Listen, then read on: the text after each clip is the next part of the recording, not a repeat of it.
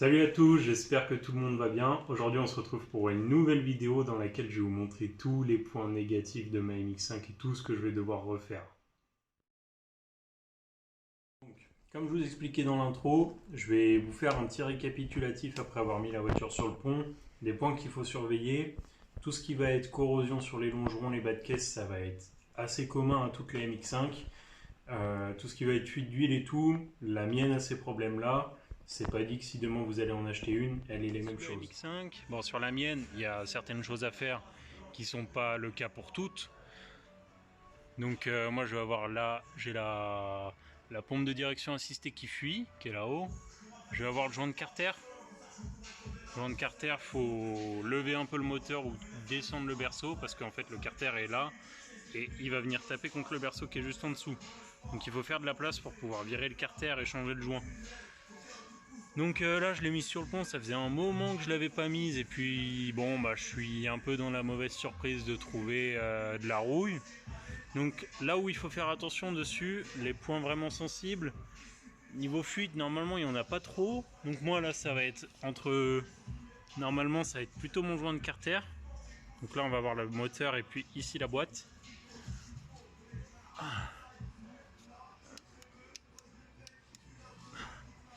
Et puis là on va avoir normalement le sélecteur, voilà, je sais pas si on voit très bien, tout en haut en fait, là où c'est éclairé, on va avoir le sélecteur, donc le levier de vitesse qui va directement dans la boîte.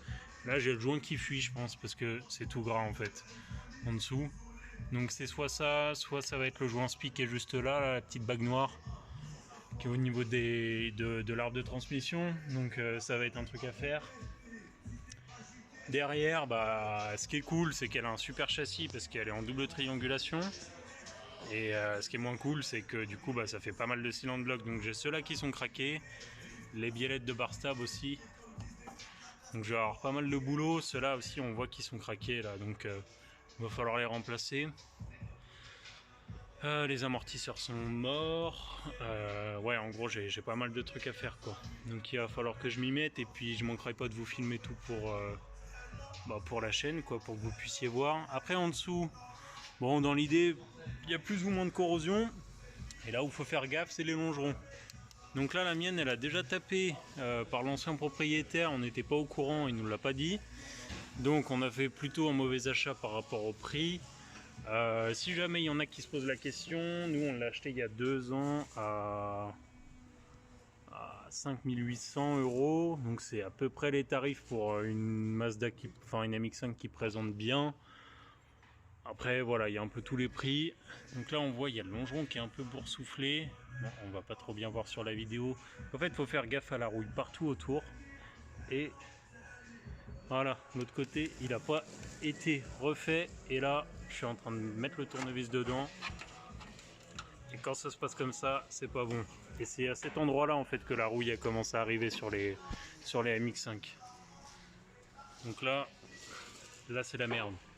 Du coup, il y a pas mal de sites spécialisés. Il y a Flying Miata, il y a Yale Motorsport qui font des bouts de longeron en fait complets. Donc là, si on va dans la continuité du longeron, on voit aussi qu'il est attaqué. Donc en fait, il faut les couper et puis les souder. Si jamais il y a des carrossiers sur la chaîne, si jamais ils peuvent nous mettre en commentaire ou me faire un petit message, peu importe, si jamais je me trompe. Dans l'idée, il n'y aurait pas besoin d'un marbre parce qu'on est avant les trains roulants. Là, on va avoir les trains roulants pris sur le berceau. Je vous fais une vue un peu d'ensemble. Donc là, c'est le triangle, donc les trains roulants, qui va être pris sur le berceau et le berceau va être pris sur le longeron. Donc moi, la rouille, elle irait jusque avant le berceau. Donc dans l'idée, il n'y aurait pas besoin d'un marbre. Juste on coupe, on ressoude et voilà, on essaye de faire un truc vraiment propre et ça devrait le faire comme il y en a beaucoup qui font finalement sur internet.